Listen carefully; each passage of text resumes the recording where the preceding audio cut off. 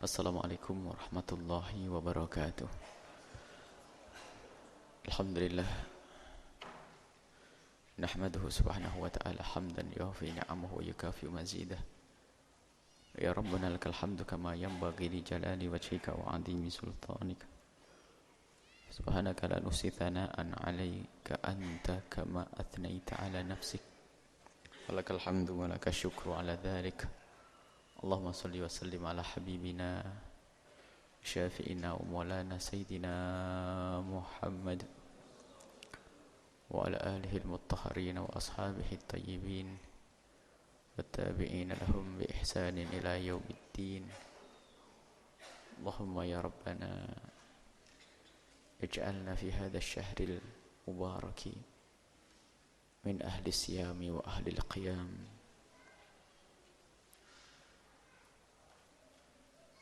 واحشرنا يوم القيامة مع زمرة حبيبك سيدنا محمد وتحت لوائه وارزقنا يا ربنا التوبة قبل الموت والشهادة عند الموت والجنة بعد الموت.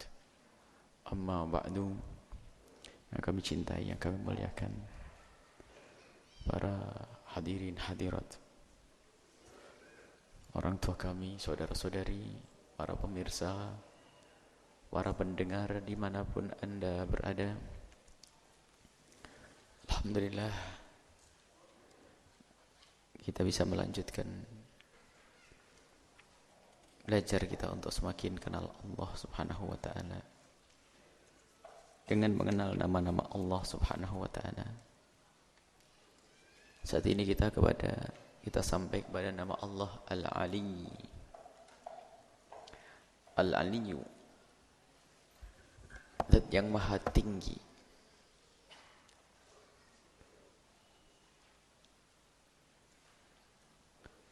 Al-Ali adalah zat yang maha tinggi. Tidak ada lagi yang lebih tinggi darinya.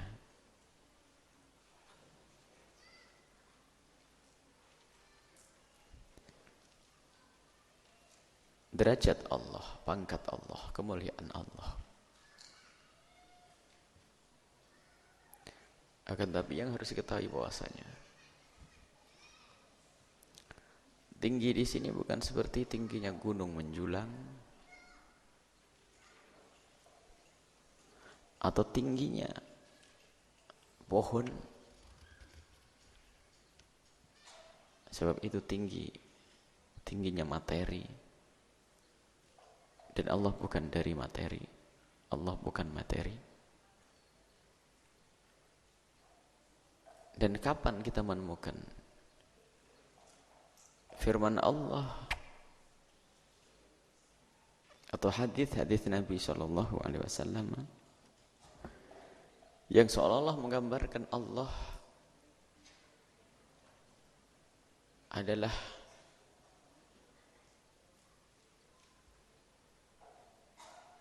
dengan fisik,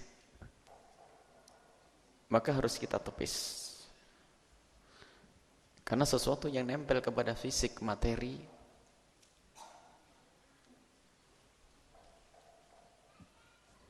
fisik dan materi adalah tidak pantas jadi Tuhan. Makanya dikatakan bahwasanya Allah tidak dikatakan nempel di bumi, tidak dikatakan terpisah dari bumi, karena tidak ada hubungannya dengan bumi. Alam. Allah tidak dikatakan nempel dengan alam, tidak terpisah dengan alam. Sebab alam ciptaan Allah. Allah ada. Lalu di mana adanya Allah? Tidak boleh kita mengatakan Allah di mana, sebab Allah yang menciptakan mana-mana. Ayat Al-Quran Ar-Rahman 'alal 'arsy istawa. Allah di atas arsy beristiwa. Jangan sampai ada yang menggambarkan di atas seperti kalau kita melihat kita di atas bumi, kemudian lalu itu arsy adalah makhluk bersama, lalu Allah nongkrong di atasnya. Sebab kalau sudah dihubungkan dengan materi, maka Allah harus kita keyakinan Allah kita bersihkan daripada Allah butuh kepada materi. Allah butuh kepada makhluknya. Kalau saya alal kursi, saya di atas kursi, Anda menempel. Kursi dengan saya lebih gede kursi.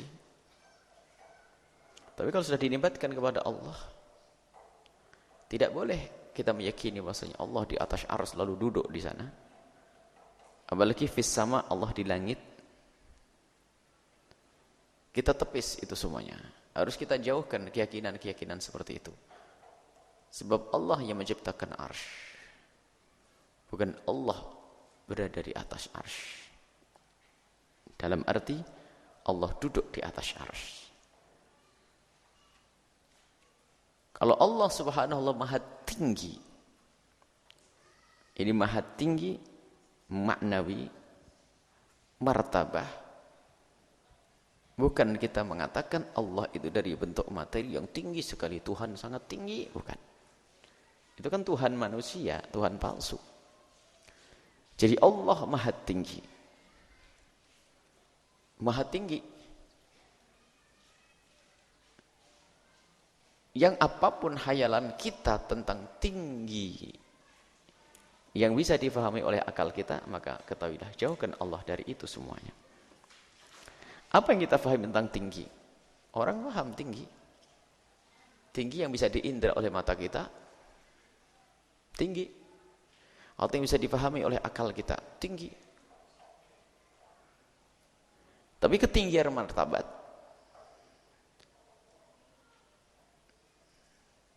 tinggi martabat, tinggi pangkat,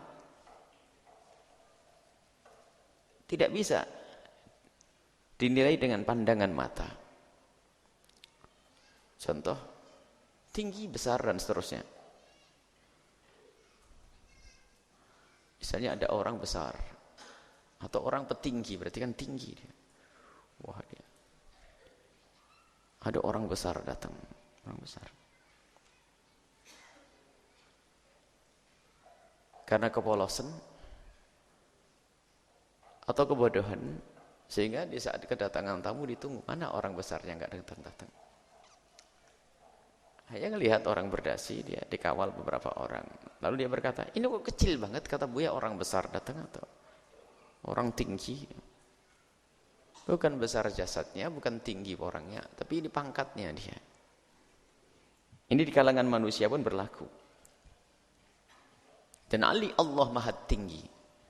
Kalau dikatakan Allah maha tinggi martabat. Tidak ada lagi yang meninggi Allah subhanahu wa ta'ala. Bukan tatanan di bumi ini, bumi, kemudian langit, kemudian paling tinggi adalah Allah subhanahu wa ta'ala.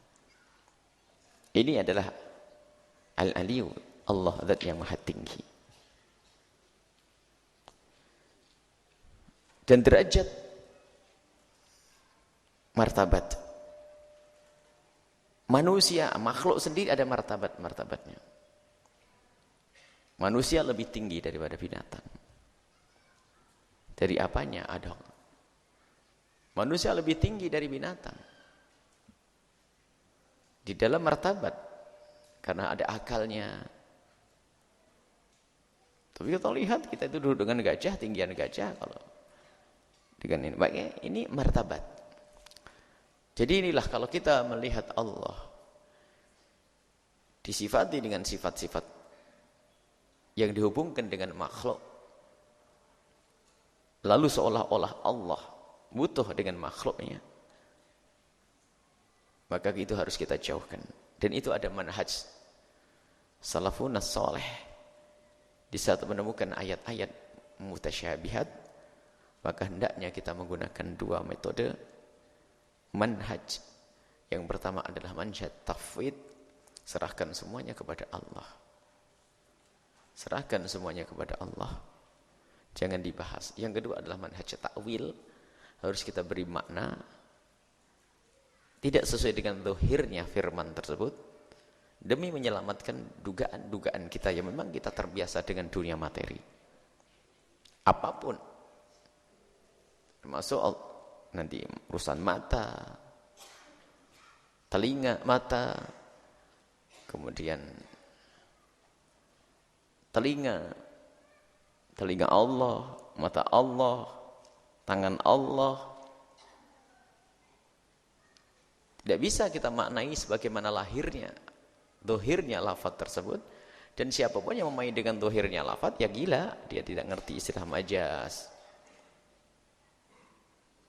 Ini kita bahas pada pembahasan akidah kemarin. Setiap ada nas, yang di situ ada waham, ada dugaan orang bisa masuk kepada tasybih, maka hendaknya awilhu, ditakwil atau fawid, atau kita serahkan kepada Allah Subhanahu wa ta'ala. Ini adalah mengenai dengan nama-nama dan sifat-sifat Allah yang bisa kita fahami dengan pemahaman akal ukuran manusia, maka akan mengarah kepada pemahaman Allah itu butuh kepada materi. Allah di langit, Allah di arsy, Allah di langit, Allah di arsy. Bagaimana dikatakan Allah di langit? Allah di langit. Kita katakan Allah maha tinggi, iya. Tapi bukan berarti memang langit adalah tempat yang sangat tinggi. Bukan Allah karena Allah ada di atas sana. Atas ini karena arah saja. Barat, timur, utara, selatan itu kan mata angin, jihad. Allah maha tinggi. Bukan maha tingginya Allah lalu di atas. Dan maha tinggi kita mengerti. Kalau kita mengatakan tinggi, pangkatnya tinggi. Bukan orangnya lalu kelihatan tinggi. Kalau kita bicara tentang manusia. Lalu ada pertanyaan, bagaimana kita kok berdoa kepada Allah lalu? Ya Allah, ya Allah. Bukankah itu hujjah atau bukti kalau Allah itu memang ada di atas sana? Allah tidak butuh atas. Allah tidak di atas. Karena Allah maha tinggi, iya. Tapi jangan katakan Allah di atas langit. Adapun di saat kita berdoa menengadahkan tangan menghadap ke langit, ketahuilah, langit adalah kiblatnya di dalam berdoa. Bukan karena Allah ada di atas sana. Seperti halnya kalau kita sholat menghadap ke Ka'bah, karena Ka'bah adalah kiblatnya orang sholat, bukan karena Allah ada di dalam Ka'bah. Sebab ini akhir-akhir ini keyakinan aneh-aneh mengatakan Allah ada di atas langit. Aina Allah, Allah di mana? Alal arsy istawa, beristiwa di atas arsy. Mulai dari istiwanya sendiri diartikan sebagai arti istiwanya manusia, berantakan. Alanya seperti Allah, seperti Allah. Tingginya materi dengan materi, ini salah lagi. Sebab Allah bukan materi. Ars adalah materi dan ciptaan Allah. Tidak bisa dibanding sang pencipta dengan yang diciptakan. Lalu dikatakan Allah lebih tinggi, enggak masuk. Ars adalah paling tingginya makhluk Allah. Tapi makhluk. Tapi tidak bisa antar makhluk dibandingkan dengan Allah lalu dikatakan Allah lebih tinggi. Alal arsy, di atas arsy. Baik, jadi kita yakini Allah maha tinggi. Sehingga siapapun yang ditinggikan oleh Allah bisa saja ditinggikan secara materi karena kita adalah terdiri dari daging, tulang, benda yang bisa diraba dan bisa dilihat, maka bisa saja Allah meninggikan seseorang, meninggikan fisiknya. Tapi Allah bisa saja meninggikan seseorang bukan karena fisiknya, karena maknawiyat, sesuatu yang tidak terlihat oleh mata. Yarfa'illahu alladhina amanu minkum walladhina utul ilma darajat. Allah mengangkat orang yang berilmu darajat tinggi, akan tapi bentuknya orang berilmu sangat tawadhu, kecil orangnya mungkin, tidak setinggi yang lainnya. Maka ini adalah martabat. Yarfa'illahu alladhina amanu. Orang punya aliyul himmati, orang yang tinggi himmahnya, semangat. Jadi kalau orangnya tetap seperti itu, walillahil matsalul a'la. Ini hanya sekedar mencontohkan bahasanya maha tinggi Allah jangan digambarkan, dihayalkan dengan tingginya fisik, materi yang dirasakan oleh kita, yang dilihat oleh kita. Allah maha tinggi. Adapun dari manusia ini ada yang mendapatkan bagian kemuliaan sehingga dia tinggi di hadapan Allah.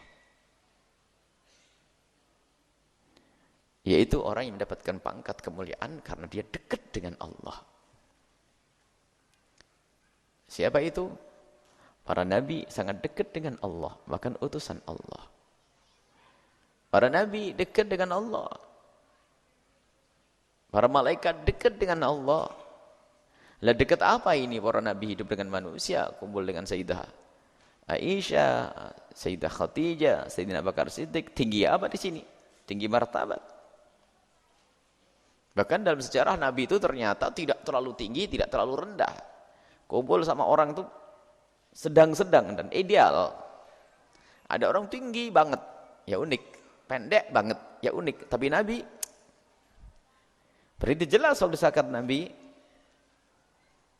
adalah pangkatnya yang tinggi, martabatnya yang tinggi. Para malaikat, tidak, bukan terdiri dari daging dan tulang, karena malaikat diciptakan dari cahaya.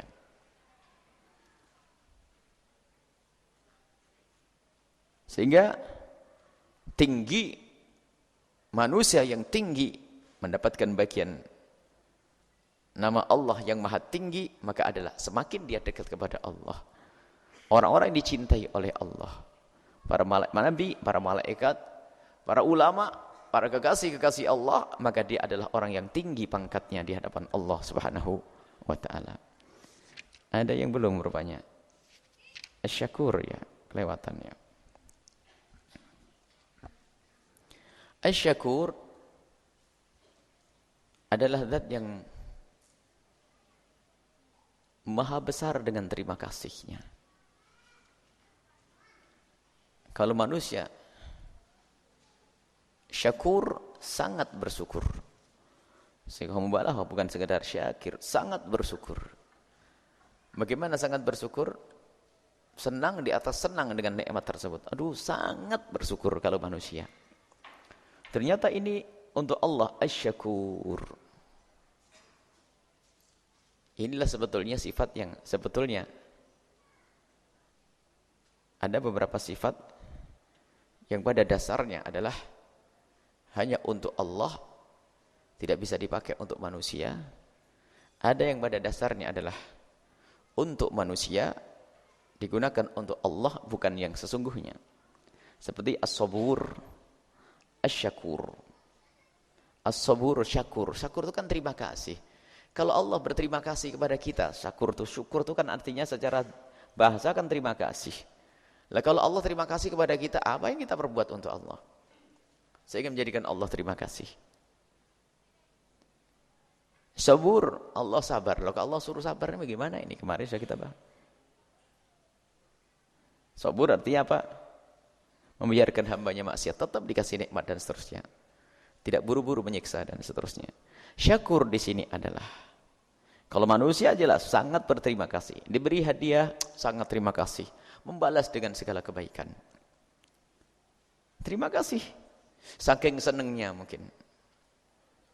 Tetangga Anda memberikan kepada Anda satu hadiah dan menjadikan Anda senang, sehingga menjadikan Anda senang adalah bukan hadiahnya, bukan nilainya, akan tapi pemberiannya, karena diberi sehingga sambung hati. Anda sangat berterima kasih. Padahal dia hanya memberikan hadiah satu sisir pisang, tapi ternyata Anda membutuhkan saat itu. Kemudian Anda, oh terima kasih, Anda senang sebagai tanda mahabbah, rumus cinta. Anda bersyukur, sangat bersyukur, terima kasih, sehingga Anda balas, dan balasan Anda lebih gede dari itu semuanya. Makanya tanda berterima kasih adalah kita membalas, bukan sekedar mengucapkan terima kasih, kita balas lebih gede lagi. Kenapa? Saya sangat berterima kasih. Sangat berterima kasih. Kalau orang mau saya bersyukur tadi nggak pakai balas, itu syukur-syukur palsu itu. Aduh, syukur, saya bersyukur ya sih. Kalau kita berterima kasih, secara otomatis kita akan membalas. Akan membalas. Dan begitulah Allah Subhanahu wa taala. Nama Allah adalah Asy-Syakur. Padahal bukan dari kita memberikan sedikit untuk Allah.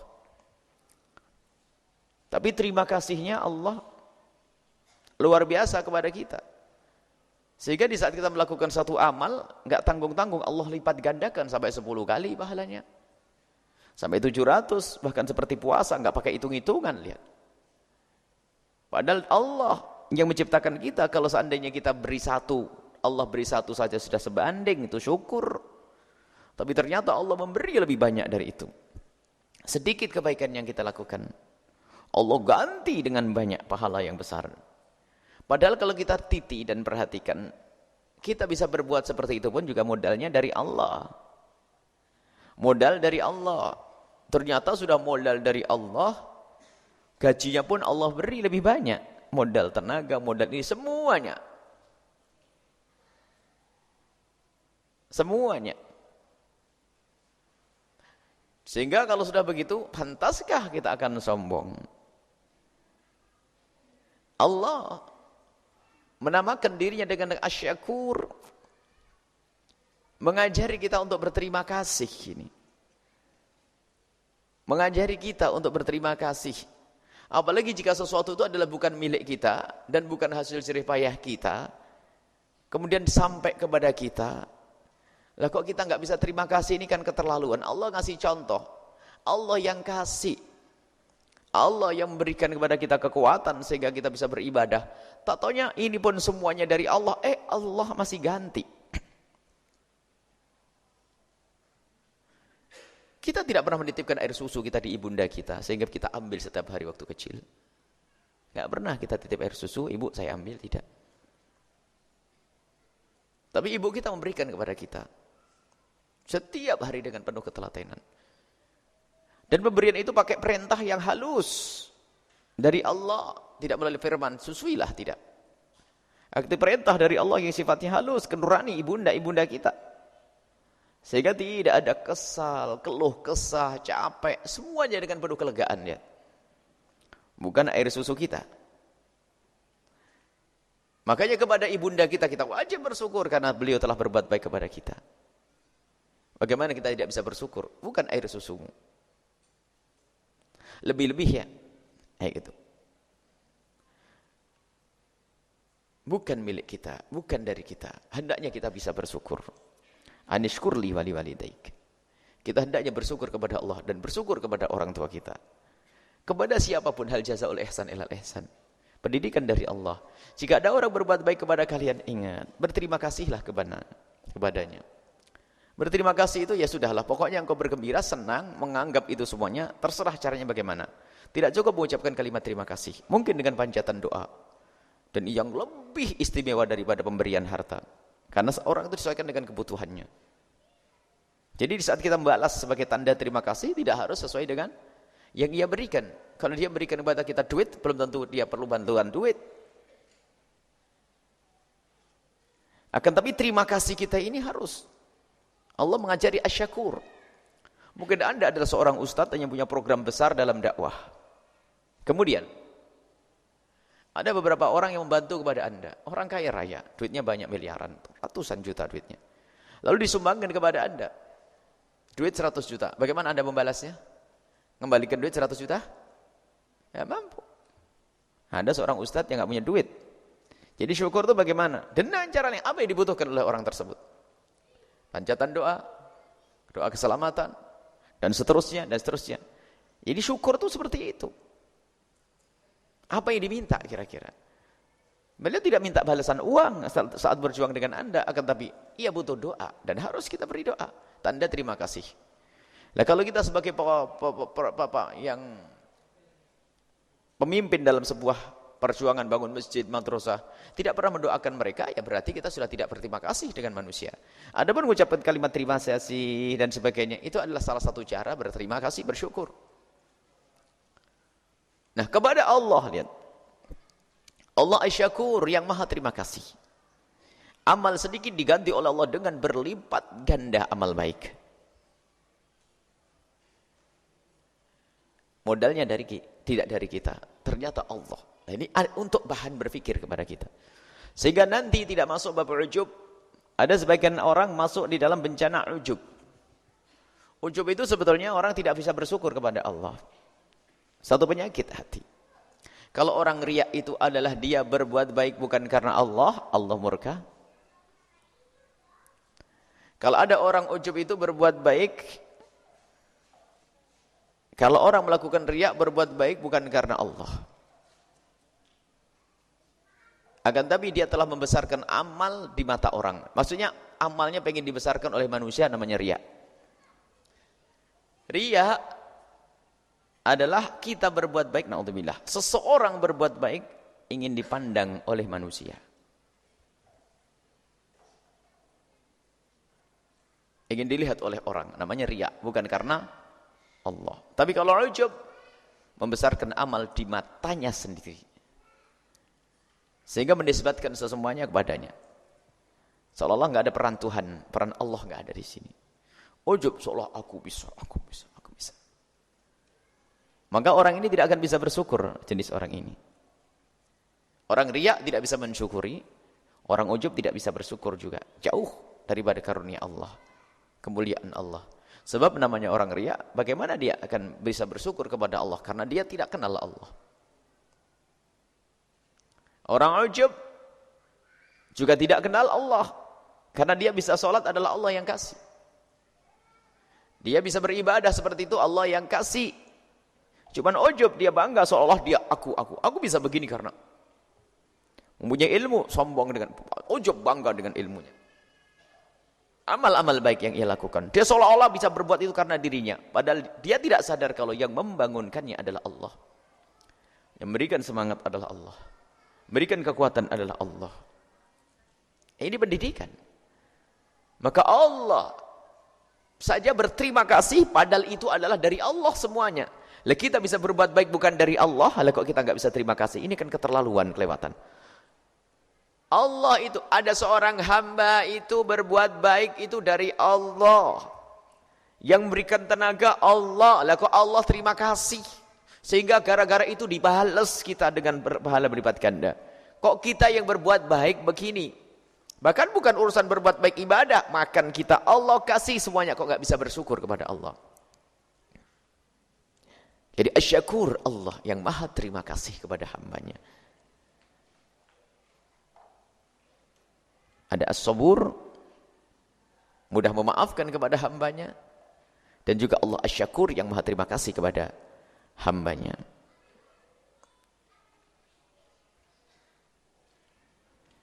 Adapun syukur kita kepada Allah, tentunya dimulai dari banyak kita menyanjung Allah, mengakui kebesaran Allah subhanahu wa ta'ala. Kemudian setelah itu, menggunakan apa yang Allah berikan kepada kita adalah untuk Allah. Dan kita sandarkan apapun, semuanya adalah kepada Allah. Itu orang sadar. Orang yang sadar, karunia itu dari Allah. Kita jangan seperti anak kecil. Namanya anak kecil. Yang memberi abahnya, diminta tidak boleh sama abahnya. Kasih kue, kasih es krim. Dede, kasih es krim sayang. Abah minta, nggak boleh. Padahal yang ngasih siapa? Abahnya. Ya namanya anak kecil. Masa kita jadi anak kecil, kasih Allah duit nggak membayar zakat. Lalu saya kerja saya. Dari Allah. Ada anak kecil ya kayak Ali. Masa anak kecil. Baru kita kasih, nggak boleh. Itu anak ke? Kecil. Biasa, mungkin kita punya anak pernah ngasih kue yang dia senang. Sudah dipegang sama dia, kita minta sedikit saja nggak boleh. Anak kecil. Dan kita bukan anak kecil. Allah beri harta melimpah, diminta zakat sedikit, Allah minta sedikit. Enggak mau. Berarti kita lebih dari anak kecil. Tidak sadar, maka enggak bisa bersyukur yang demikian, tidak kenal Allah. Allah asyakur. Allah maha bersyukur. Kemudian nama Allah Al-Kabir. Allah yang maha besar. Allah yang maha besar. Besar di sini adalah maknanya adalah kesempurnaan zat Allah. Jadi kalau sudah sempurna adalah kesempurnaan zat Allah. Maha besar Allah.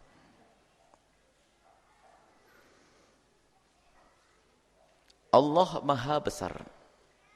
Artinya Allah sempurna di dalam zatnya. Allah sempurna di dalam zatnya. Dan itu sama dengan kita bicara tentang Al-Ali, tinggi bukan gambaran adalah kesempurnaan zat Allah. Kita tidak melihat zat Allah. Tidak bisa dilihat dengan mata. Tidak bisa masuk dalam renungan akal yang artinya tidak bisa dijangkau oleh indera. Jadi besar Allah bukan kita berbicara tentang dunia itu adalah besar. Kalau rumah itu besar, itu kan materi. Tapi Allah maha besar. Maha besar Allah adalah sempurna zatnya. Imam Ghazali menerjemahkan bikamalid dzati, sempurna zatnya. Jadi kalau sesuatu sempurna, ada sesuatu bagus tapi kecil, ada ya? Bagus, kecil. Bagus tapi kecil. Ada tinggi tapi kecil. Itu yang terlihat dari materi. Tapi kalau sudah dinisbatkan oleh Allah Al-Kabir, Allah maha besar, di sini maksudnya Allah maha sempurna dengan zatnya. Tidak ada sedikit kekurangan pun bagi Allah. Maha agung, maha besar Allah, besar Allah. Dan besarnya Allah itu bukan besar perbandingan dengan materi. Makanya kemarin kita bahas, kalau Allahu Akbar, A'zam, tidak bisa kita katakan Allah lebih besar dari Amerika. Allah tidak bisa kita katakan lebih besar dari Israel. Sebagian orang, Allahu Akbar min Israel, Allahu Akbar. Ini adalah kalimat yang diucapkan barangkali tidak menyadari tentang kebesaran Allah, bukan untuk dibandingkan. Ada sebagian juru dakwah mengatakan, ya Allahu Akbar min Israel, Allah lebih besar dari Israel. Bukan bandingannya. Bukan Allah lebih besar dari Israel. Allah maha besar, bukan untuk dibanding dengan makhluknya. Allah Al-Kabir, Allah maha besar, maha sempurna. Sehingga orang besar dari kita adalah orang yang punya sifat-sifat sempurna. Allah orang besar dari manusia. Yani kalau kita mendapatkan bagian daripada nama Allah Al-Kabir, maha besar, maka manusia akan menjadi orang besar adalah di saat sempurna di dalam akalnya, di dalam fisiknya, termasuk di dalam penciptaannya kalau manusia. Sehingga kalau orang besar, sempurna. Besar yang sempurna. Ada pangkat ilmunya segala macam. Ini dari hamba-hamba. Maka orang besar dari hamba-hamba Allah adalah orang yang bertakwa kepada Allah. Yang memberikan petunjuk kepada makhluk-makhluk Allah. Orang besar dia. Orang saleh. Yang jadi panutan hambanya adalah orang besar. Coba. Dari masa ke masa itu orang besar yang sesungguhnya. Nabi adalah orang besar. Nabi adalah orang besar. Karena apa? Sempurna. Tidak ada yang lebih besar dari Nabi.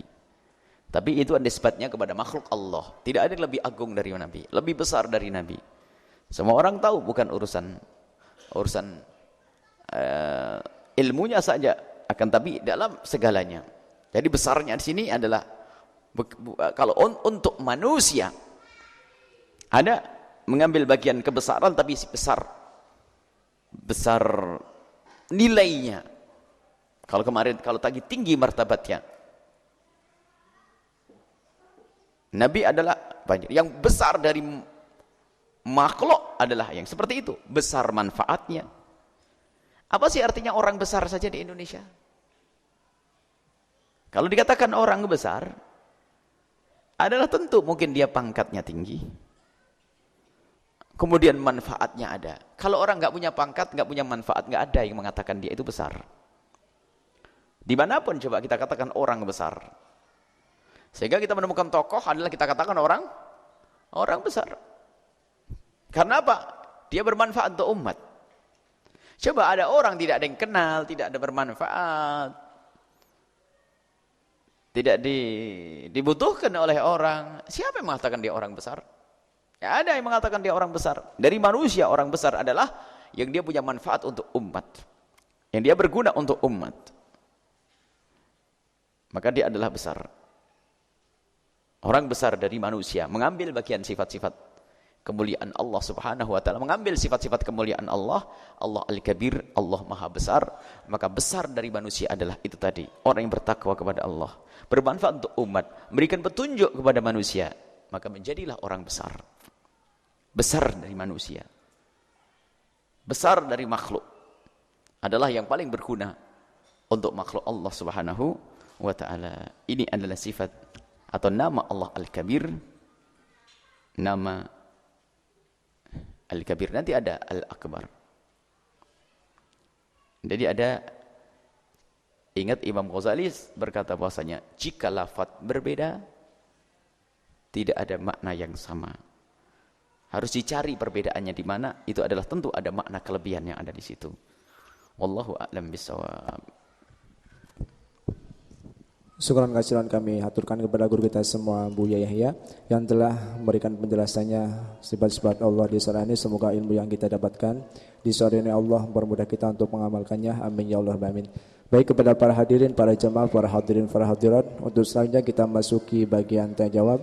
Bagi para jamaah yang ingin bertanya, kami persilahkan dari jamaah ibu-ibu satu dan jamaah bapak-bapak satu, dengan masing-masing satu orang satu pertanyaan. Kami persilahkan.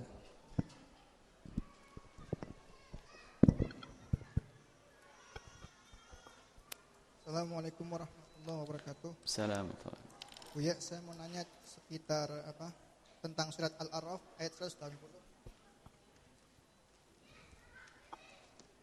Yang artinya, dan Allah memiliki Asmaul Husna, maka bermohonlah kepadanya dengan menyebut Asmaul Husna itu, dan tinggalkanlah orang-orang yang menyalahartikan nama-namanya.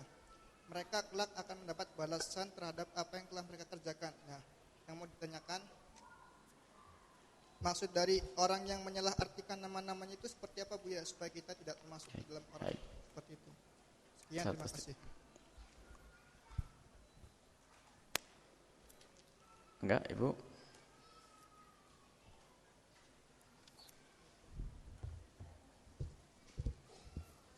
Ayo, Bu.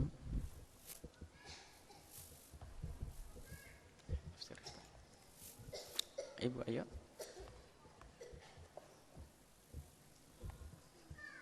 130 kan? 30, 80. Ayo. Ayo, Ibu, enggak.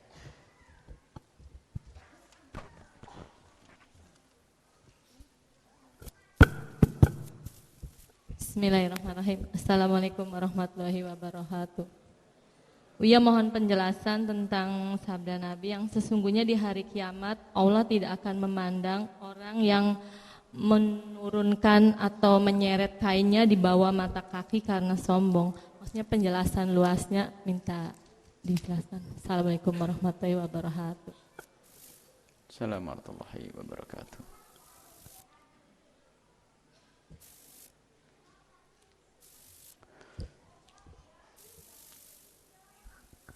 Ayat surat Al-A'raf ayat 180.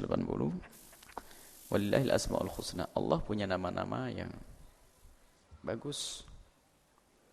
Fatu'uhu biha, maka memohonlah Allah dengan menyebut nama-nama Allah. Menyebut nama Allah berarti menyebut Allah Subhanahu wa taala. Wa dzurul ladzina yulhiduna fi asma'ihi. Maka menghindarlah kalian dari orang-orang yang yulhiduna, melenceng, fi asma'ihi, yulhidun yang melenceng keluar dari kebenaran,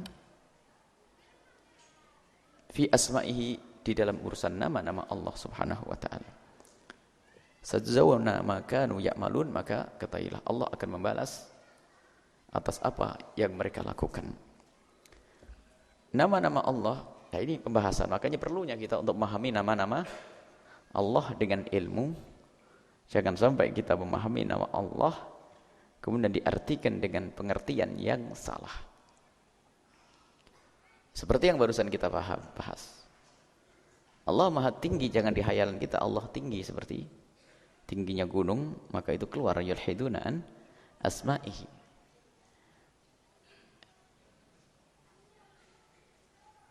Termasuk ini dibahas memberi nama-nama Allah yang tidak pernah ditetapkan. Di dalam Al-Quran dan hadis Nabi juga tidak diperkenankan. Itu yulhiduna, membuat nama-nama Allah. Misalnya kita suka-suka membuat nama Allah seenaknya sendiri. Biarpun kita beri sifat-sifat maha tunggal dan sebagainya, adalah membuat nama-nama Allah, memalsukan nama-nama Allah. Jadi yulhiduna an asma'ihi ini ada dua model. Memaknai nama-nama Allah dengan makna yang salah, atau dia mendatangkan lafaz-lafaz kita gunakan untuk nama-nama Allah Subhanahu wa taala, dan itu Sehingga asma Allah itu adalah tauqifiyah, dikatakan oleh Syaikh Jawharatul Tauhid. Nama-nama Allah adalah tauqifiyah, harus kita dengar dari Allah dan dari Nabi SAW. Selama ini bertebaran di mana-mana tentang nama-nama. Sebelumnya mereka percaya akan adanya Tuhan. Cuman mereka salah pemberian nama, sehingga ada yang nama ini, nama itu. Itu salah dan tidak dianggap. Dia sebab mana ada makna. Setiap nama ada makna. Dan di dalam makna itu ada sifat-sifat kemuliaan Allah Subhanahu wa taala. Jadi makanya nanti dari sifat-sifat Allah Subhanahu wa taala atau nama-nama Allah yang di dalamnya ada terkandung juga sifat-sifat Allah, ini ada metodologi, manhaj, cara di dalam memahami. Sehingga tadi yang barusan pas sekali ya kalau bertanya tentang itu, ada manhaj takwil, ada manhaj tafwid.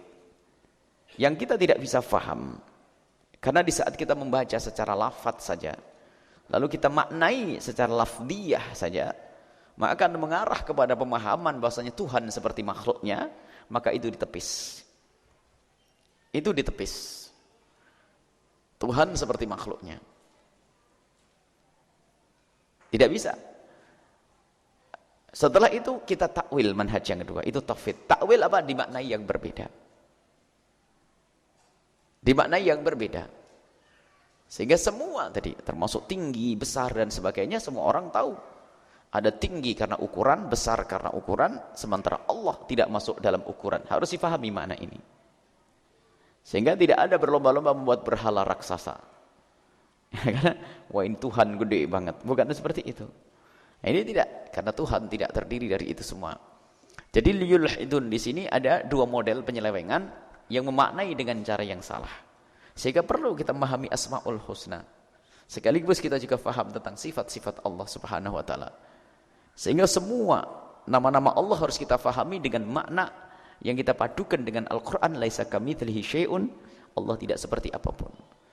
Sabar yang kita fahami untuk manusia, sabar. Sabar. Ya kan? Sabar dari manusia adalah orang yang itu sabar. Sabarnya manusia karena apa? Kayak kemarin masalah sifat kasih sayang yang pertama, kalau kita menyebut nama kasih sayang, kalau kasih sayangnya manusia itu adalah untuk menghindar dari sesuatu yang tidak sakit. Termasuk kalau kita melihat bayi, anak yatim lalu terenyuh, kita memberinya itu karena sebetulnya bukan karena kebaikan untuk dia saja, tapi untuk menolak rasa sakit di hati saya yang saya terenyuh, biar nggak terenyuh lagi maka tak kasih duit biar saya lega. Jadi ada kepentingan di situ. Tapi kalau Ar-Rahim tidak. Dan kalau Allah punya sifat rahmat tidak didahului terenyuh seperti kita. Lah ini agar kita la yulhiduna fi asma'ihi. Kalau kita masuk kasih sayang kita itu muncul dari apa? Dari karena lemah fisiknya, karena dia sakit terenyuh. Kasihan dia. Kasihan dia. Jadi terenyuh hati. Tapi kalau sudah kasih sayang dinisbatkan kepada Allah, bukan Allah melihat hambanya lalu terenyuh. Punya seperti hati kayak kita ini, bukan. Jadi ini loh pemahaman tentang nama-nama Allah, sifat nama-nama Allah difahami dengan metode, cara yang sudah diajarkan oleh para ulama yang difahami dari Nabi SAW. Saya kira tidak boleh kita maknai seenaknya sendiri. Termasuk besar, dan tadi yang kita bahas besar, bukan berarti tinggi, bukan tingginya fisik, tapi harus ada makna yang kita fahamkan adalah Allah maha tinggi dalam martabatnya. Tinggi, bukan tinggi fisiknya. Itu. Dan tidak boleh kita yang kedua membuat nama seenaknya sendiri. Yang penting kan maksud saya itu. Ya saya kasih nama deh. Mungkin saat namanya Brahmana atau nama ini. Nggak bisa memberi nama seperti itu. Ada nama-nama yang diajarkan oleh Allah, Asmaul Husna. Baik itu. Tepat sekali. Jadi kita sekarang belajar Asmaul Husna untuk memahami makna-maknanya. Jangan sampai lafadznya benar, tapi ternyata artinya kita salahkan. Salah di dalam memaknai nama-nama tersebut. Isbal, memanjangkan baju, ini bukan untuk kaum wanita. Hadis itu spesial untuk kaum laki-laki. Seorang wanita dalam menarik bajunya sampai tanah adalah bagus. Tidak bukan sesuatu aib, sehingga sampai tidak terlihat dari bagian tubuhnya. Sehingga kalau seorang wanita ekornya itu sampai menyentuh tanah bukan kekurangan, bukan dilarang. Itu hadis berlaku untuk kaum laki-laki masalah musbil izarahum. Khuyala. Agar tapi bagaimana yang dikatakan seperti itu? Yang Allah tidak akan melihat dan akan dimasukkan dalam neraka ancaman seperti itu. Dan itu dimasuk khuyala, disebutkan dalam hadis ada khuyalanya. Khuyala adalah karena sombong. Jadi dalam hal ini memang ada ulama yang langsung tutup poin bagi siapapun dari kaum laki-laki yang menurunkan bajunya di bawah mata kaki, itulah yang terkukuk. Ya jurru thobahu, menurunkan bajunya. Khuyala dengan sombong. Di bawah mata kaki. Dalam hal ini ulama berbeda pendapat. Yang pertama adalah mengatakan haram. Dan tidak salah di saat mereka mengatakan begitu, memang ada nas-nas yang seperti itu. Akan tapi keharamannya adalah tanpa syarat. Sayyidina Abu Bakar As-Siddiq di saat mendengar ancaman seperti itu mengatakan, ya Rasulullah, dalam hadis Bukhari, inna thawbi yastarhi illam ata'ahadah. Bajuku akan turun jika tidak aku pegangi begini ya Rasulullah. Bajunya Sayyidina Abu Bakar As-Siddiq turun di bawah mata kaki kalau tidak aku pegang. Dijawab oleh Rasulullah, anta lasta mimman yasna'u lidzalik. Atau kama qala Rasul. Hadis Bukhari. Engkau bukanlah orang yang menurunkan bajunya khuyala, sombong. Jadi menurut pendapat yang kedua, para ulama mengatakan yang haram adalah sengaja menurunkan bajunya untuk sombong-sombongan. Tapi jika turun begitu saja tanpa ada niat untuk menyombongkan diri, maka tidak termasuk bagian yang dikutuk. Tetapi jelas karena ada nas yang mengatakan dikutuk, biarpun nas itu ada namanya, ada gaitnya. Gait itu adalah ada diikat, misalnya yang pertama adalah mutlak, tidak ada embel-embelnya khuyala. Sementara ada nas lain lagi dikasih embel-embel khuyala dengan kesombongan. Ada nas lain mengatakan memanjangkan bajunya saja, tidak ada tambahannya sombong. Tapi yang kedua adalah memanjangkan. Maksudnya yang mutlak dibawa kepada muqayyad. Yang enggak ada pengikatnya, dia ada pengikatnya. Sehingga menurut pendapat yang kedua adalah tidak sampai derajat haram. Kalau masuk bab makruh, ya bisa saja gitu. Bab makruh, kenapa? Supaya kita terhindar. Kalau kita katakan makruh, hendaknya kita hindari agar kita tidak menurunkan baju, sarung ke bawah mata kaki. Agar kita tidak kena kepada pendapat orang yang mengatakan itu adalah haram. Dan hindari untuk menurunkan sarung dari mata kaki. Sebab biarpun bagi yang mengatakan itu tidak haram, tetap itu adalah makruh. Makruh. Cuman jika Anda melihat orang yang menurunkannya, jangan langsung dihantam saja, haram, enggak sah sholatnya. Memang ada riwayat-riwayat seperti itu. Akan tapi riwayat itu ada dibanding dengan riwayat yang lainnya. Jadi ternyata ada makna kesombongan ini yang disepakati, menurunkan dengan kesombongan. Yaitu menurunkan sarungnya sampai ke bawah gaya, kemudian capnya BHS di depan nanti. Turun di bawah mata kaki. Biar gitu ya. Ini ya. Dan kita hal-hal seperti ini memang kurang peduli. Kita itu hal-hal yang sangat diimbau oleh Nabi kurang peduli. Artinya ini mendekati kepada keharaman. Memang kita tidak selalu mencaci itu haram begitu, karena ada ulama yang mengatakan itu adalah derajat makruh. Tapi pun demikian, yuk dinaikkan sedikit. Tapi jangan sampai ke tengah betis, nggak ada seninya sudah. Nabi tidak mengajarkan sampai nisful sak, sampai separuh betis, kayak orang kebanjiran begitu, bukan juga. Berlebihan itu semuanya. Yang pas saja, yang wajar, di atas mata kaki, selesai. Jangan berlebihan. Berlebihan bukan Islam, bukan agama. Tidak ada indah berlebihan. Cingkrang. Siapa yang menyuruh cingkrang? Angkat dari mata kakimu. Riwayat cingkrang sampai nisful sak bukan riwayat yang benar. Di atas mata kaki selesai, indah, cantik. Ini ada berlebihan biar tampak beda. Rupanya dengan cingkrang sombong masuk bab lagi. Haram sudah, mau apa? Sombong dengan model seperti itu. Sudah begitu mencaci orang lain. Sisi lain memang ada bagian dari kita tidak pernah peduli urusan begini, sarung yang jeluntur ke bawah, sarungan sambil ke sana. Memang ada model gaya. Jadi sudah pakai baju gaya-gayaan bukan niat untuk menutup aurat. Capnya di depan. Semoga Allah menutup aib kita semuanya. Sombong lah.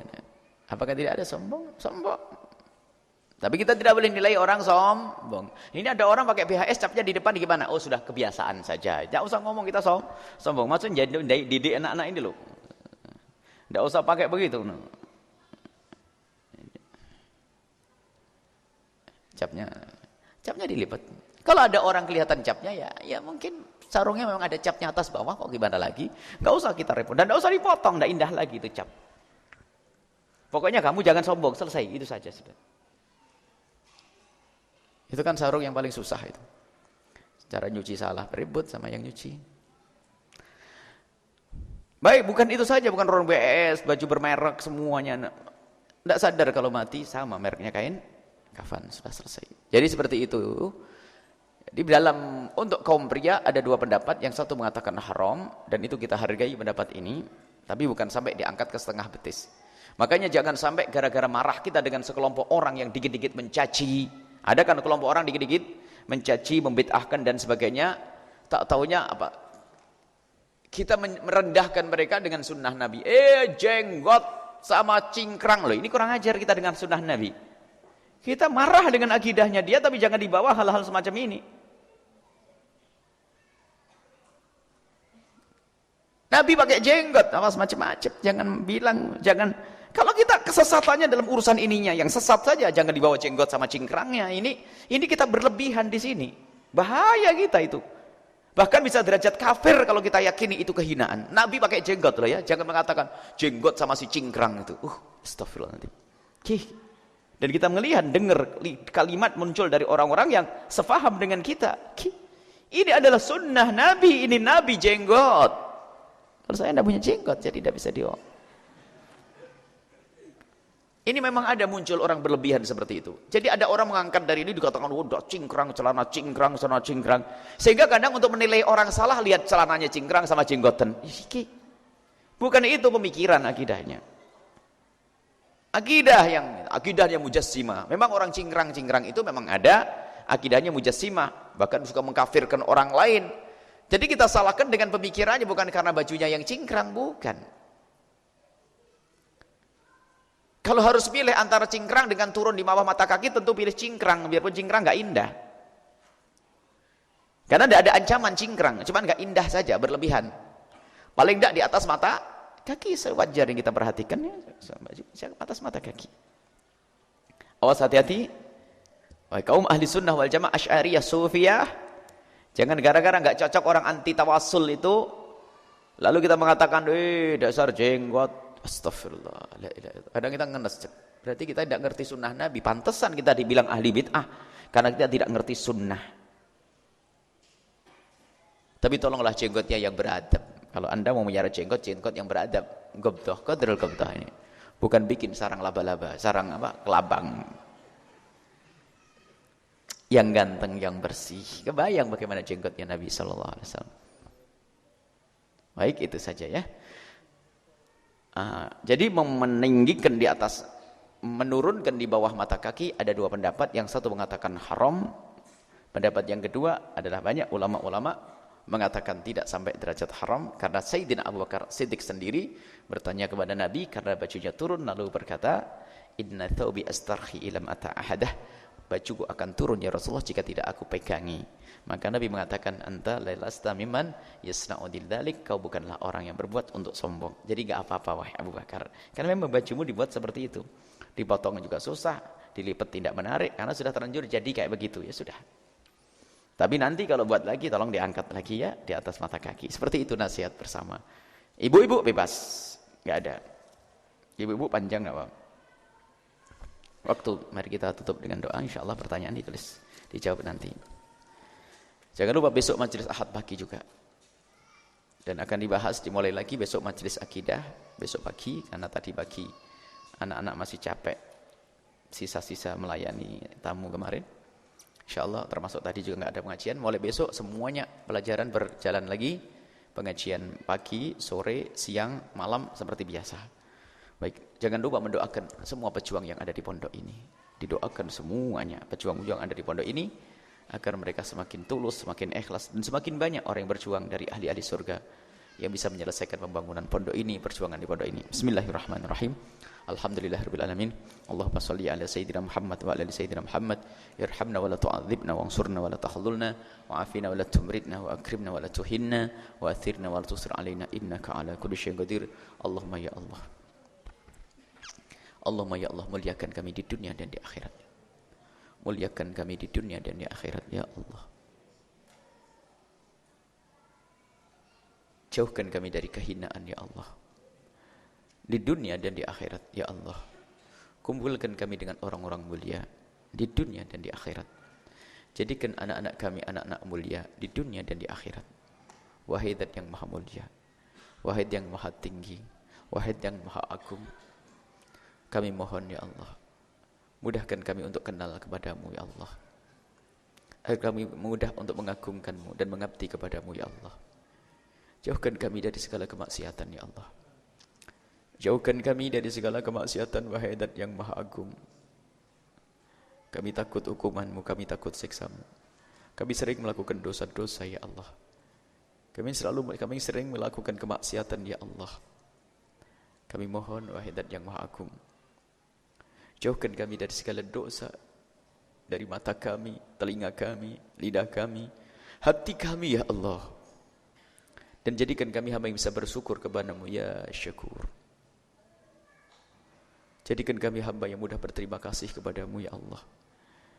Ingatkan kami akan nikmat-nikmat-Mu ya Allah yang amat banyak, yang kami tidak mampu untuk menghitungnya, akan tapi ya Allah kami mohon, tidak akan bisa ingat nikmat-Mu kecuali Engkau bantu. Maka kami mohon, bantu kami untuk bersyukur. Inni ala syukrik.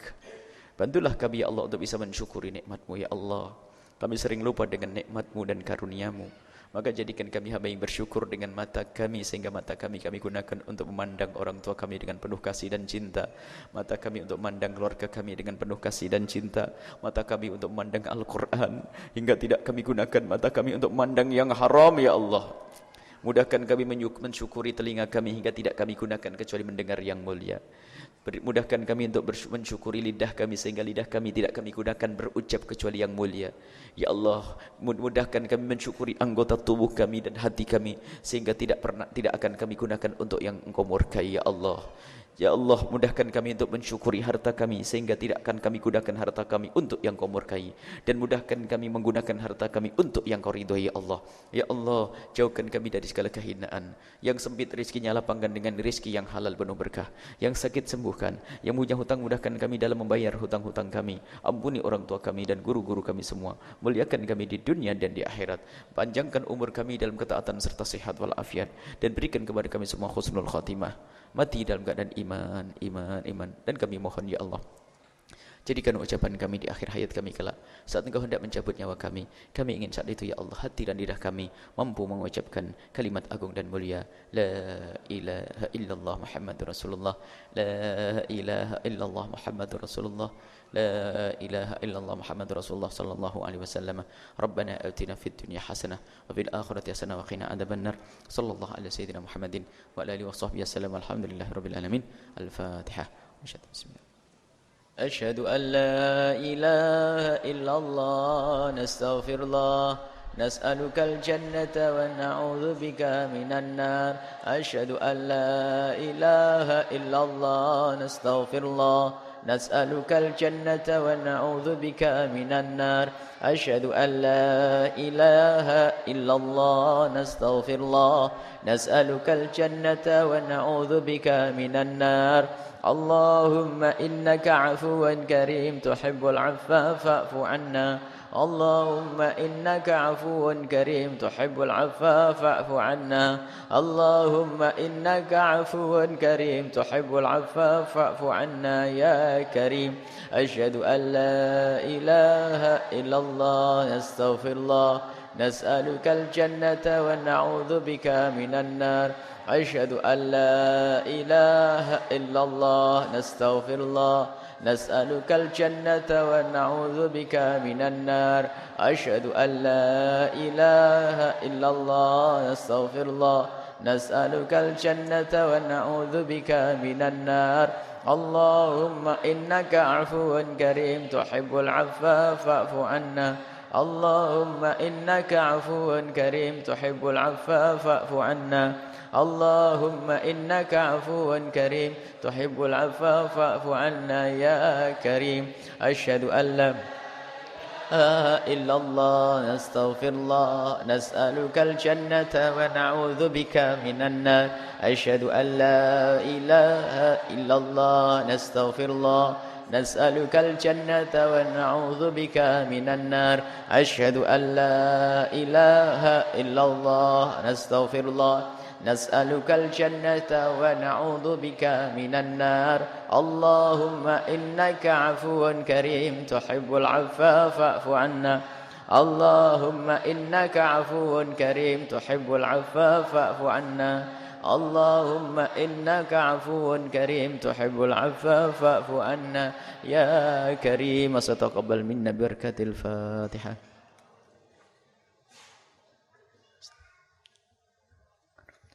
Maaf wabillahi taufiq wal hidayah. Assalamualaikum warahmatullahi wabarakatuh.